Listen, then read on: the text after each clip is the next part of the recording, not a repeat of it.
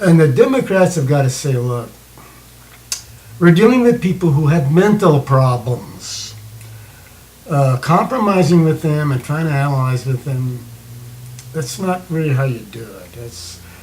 You have to decide what's right, what's wrong, and do the right thing insofar as you can. And these guys are wrong about everything. So wise up, Mr. President, and wise up the other guys. Don't worry about their threats. They're always threatening you. That's one of the reasons I really dislike Republicans. They're full of them. When push comes to shove, they get down to threatening you. In one way or the other, either directly or indirectly, because they can't take criticism. They can't take somebody exposing their stupidity. So then they get mad, and they get violent, some of them. I know people, Republicans get violent if you disagree with them. They certainly get unpleasant at the very least. They don't like having people expose them. But anyway, Mr. President, Democrats, stick to your guns. Let's go out there and get some health insurance I have health insurance. I have a Medicare. It's not the greatest. Doesn't cover everything. If I have... Anyway, look.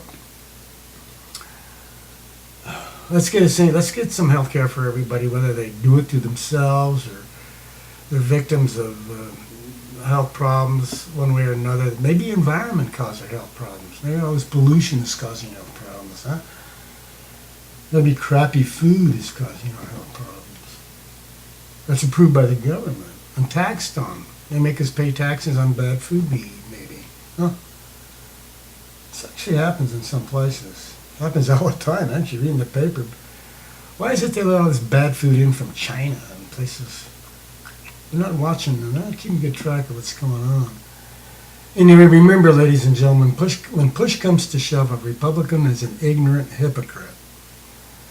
And this guy he quit his job because he called them names? Really? Oh, what was his name? I forgot. It's black gentleman. Something to do with the green thing. I don't understand that at all. He should never have retired. They should have promoted the guy. He was for 9/11 truth.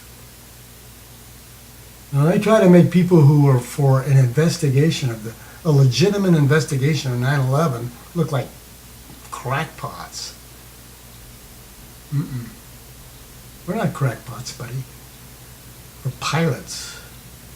We're firemen from New York, firemen all over the country. Actually, we're policemen. We're architects. We're structural engineers. We're demolition experts. We're private detectives who investigated the Israeli connection. Hello? Is anybody home there? They're the guys who blocked this investigation from the get-go. No, it's not a crackpot idea. It's a good American idea. Now let's get on with this thing and find out who these culprits are who brought this whole war on terror on us. They wanted that war on terror, that's why they created it. They need excuses, ladies and gentlemen, to build munitions and aircraft carriers and F-22 fighters who they're going to use on Bolivians, I guess. They need an excuse to be imperialist, to take over someone's oil or God knows what else, what other natural resource we're going to need. Hey, if we can take their oil, we can take anything we want, don't we? That's how Republicans actually, you know what they are? They're dog-eat-dog thugs. When you get right down to it, they believe in a dog-eat-dog philosophy. That's why most of them have money, because see, a money thing, when you have more money, the playing field is not level, nor is the competition level. So they believe in dog-eat-dog stuff, as long as they're the top dog. Well, when they suddenly become a bottom dog, then they suddenly become socialist overnight. It's quite amazing. When they see themselves as victims of the system and not, they know they worked hard, they know they tried hard, they know they said, they still goes to shit. Who are you going to blame now, Jack? Oh, let's see, the socialists. Oh. Let's get one thing straight. We've had a socialist system and a capitalist system existing side by side now for what going on, well, since the first Great Depression. Social Security is socialism. Medicare is socialism. Medicaid is socialism. Unemployment insurance is socialism. There are a lot of other things. I mean, these subsidies that we give to certain businesses, and I'm not against all of them.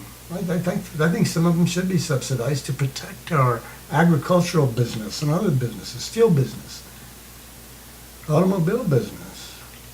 Yeah, I'm for, what do they call them, tariffs. Tariffs aren't all bad. This free trade stuff, believe me, ladies and gentlemen, you've been sold a con job. People were warning decades ago that all this was nothing more than eliminating competition. Really, but all this competition thing, they want you Americans who have been raised with a high standard of living to compete with people who live in the poorest countries in the world. Well, yeah, that's competition, man. What's wrong? You guys are going to outspank them. Huh? Of course, we only pay them 1/20th of what we're paying you, but that's not the point, buddy. It's competition. It's a thing in itself you worship. To hell, who gets hurt by it? Huh? Especially if you have a lot of money, you're not going to get hurt by it. Okay, I'm going to have to break this thing into two pieces because they don't like long, and neither do I. But I've been away for a few days, so I had to catch up on my Republican bashing. Believe me, that club is not broken up. We're still out here. We get a lot of joy from bashing Republicans. It keeps keeps us sane, actually. Okay, look, I'm going to head on out of here so I can move on with some interior decoration. All right, folks. Well, I'll see you later, and you all have a good week or a good few days, anyway.